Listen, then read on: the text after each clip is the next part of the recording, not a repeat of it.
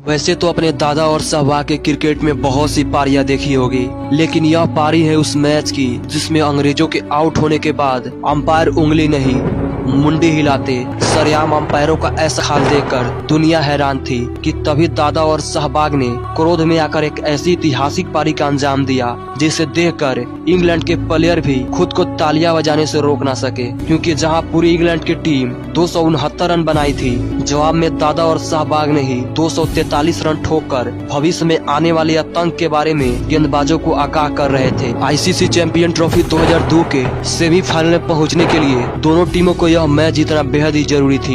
England ने पहले toss जीतकर पहले बल्लेबाजी करने का फैसला किया, लेकिन 3 ओवरों में स्कोर मात्र 2 रन ही था। तभी चौथे ओवर की पहली गेंद पर आशीष नेहरा ने मार्कस ट्रेस कौथी को लक्ष्मण के हाथों कैच करा इंग्लैंड को पहला झटका दे दिया। सभी खिलाड़ी और फैंस जश्न मना ही रहे थे कि तभी उसी ओवर में नेहरा की गेंद पर कप्तान नासिर हुसैन को एक जीवन दान मिल गया। लेकिन फिर छठे ओवर की पहली गेंद पर नेहरा ने नासिर हुसैन को अपने चंगुल में फंसा ही लिया। पिछले ओवर में जिसकी गेंद पर जिसने कैच छोड़ा था उसी ने उसी खिलाड़ी का उसके ही गेंद पर कैच पकड़कर जश्न का माहौल बना दिया। इंग्लैंड टीम का स्कोर 6 ओवर में 2 विकेट पर केवल 7 ही रन था। अब मैदान पर निक नाइट और ईरानी की जोड़ी होती है। उसके बाद 9वें ओवर में ईरानी ने जाहिर को एक चौका लगाया। उसके बाद भी ईरानी ने लगातार अपने इलाकों में अच्छे शॉट लगाते रहे। अब हर भारतीय गेंदबाजों पर प्रहार हो रहा था, तो सभी एक तरफ से नहीं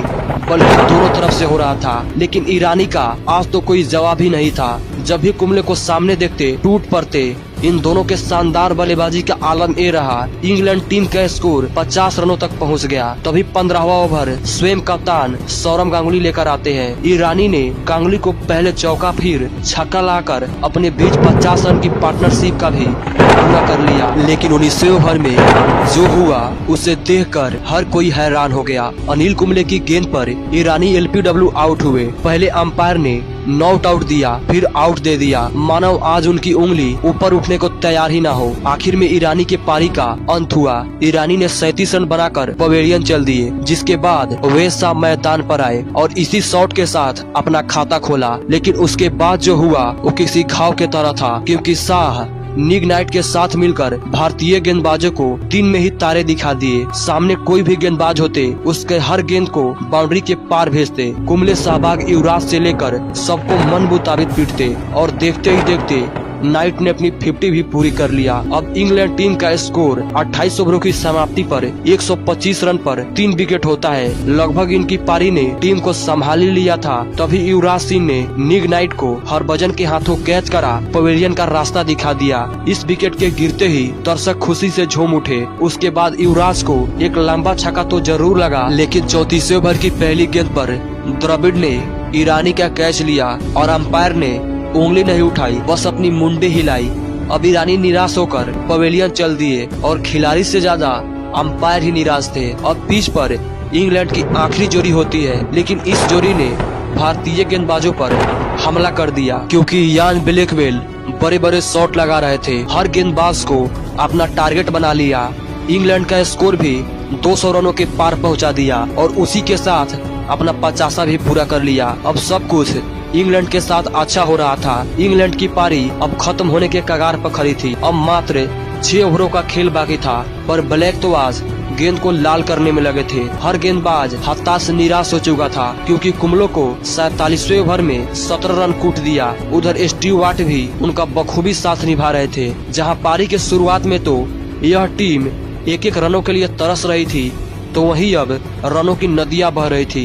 सचिन तेंदुलकर ने एक विकेट जरूर लिया, लेकिन तब तक बहुत देर हो चुकी थी। उसके स्ट्राइक को अपने पास रखने के चक्कर में ब्लैकवेल भी रन आउट हो गए। इस प्रकार 50 ओवर की समाप्ति पर इंग्लैंड टीम ने 269 रन बना लिए। 2 बल्लेबाजों को छोड़कर सभी ने अच्छा खेल दिखाया। अब भारत को यह मैच जीतने के लिए 270 रन की जरूरत होती है। इसके जवाब में भारतीय टीम की शुरुआत बहुत ही धीमी रही और वीरेंद्र सहवाग ने 5वें ओवर में पारी का पहला चौका लगाया। लेकिन जब एक बार सहवाग शुरू हुए तो उन्हें रोकना मुश्किल हो गया।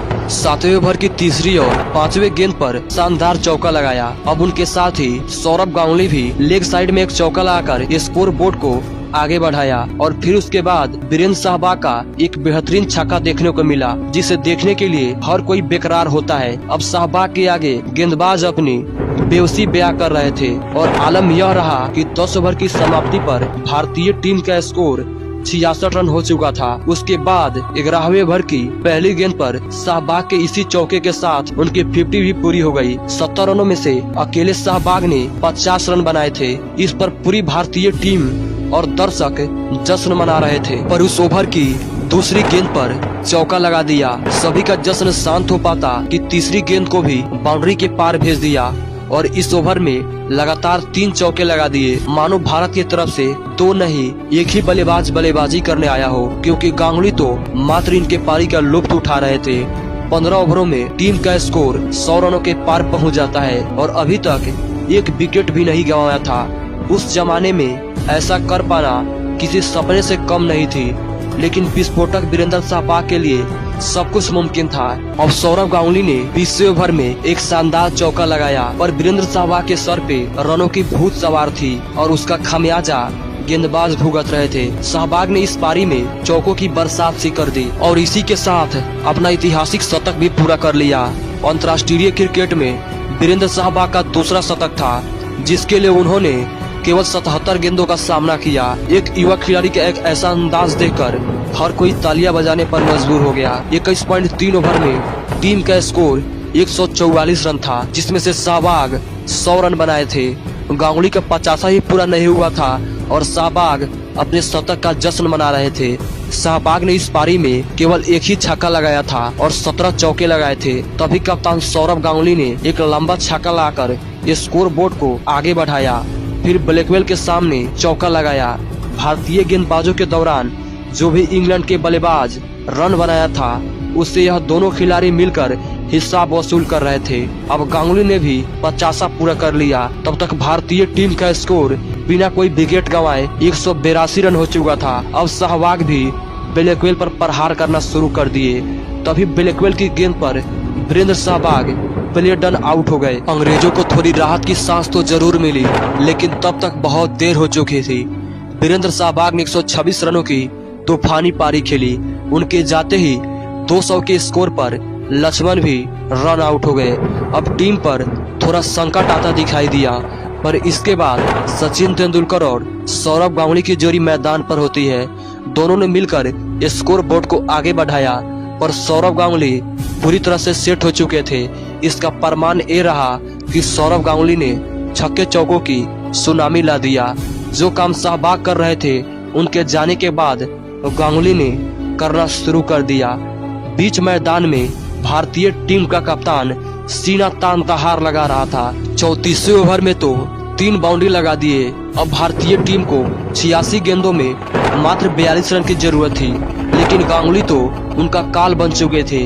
एक वक्त इंग्लैंड को लगा कि हम मैच में वापसी कर सकते हैं, लेकिन गांगुली के ऐतिहासिक शतक ने सब कुछ खारिज कर दिया और छक्का मारकर अपना शतक पूरा कर लिया। तब तक पूरी तरह से मैच भारतीय टीम के खेमे में आ चुका था, क्योंकि 69 गेंदों में अब मात्र 17 रन की ही दरकरार थी और गांगुली भी यहाँ भी रुकने का नाम नहीं ले रहे थे और मैच को जल्द से जल्द समाप्त करना चाहते थे और चौका छक्का लगाकर मैच को पूरी तरह से खत्म कर दिया। आज भारत के 2 धुरंधरों ने पूरे मैच में बचा दिया। एक ने शुरुआत दिलाई तो दूसरे ने मैच की समाप्त कर दिया।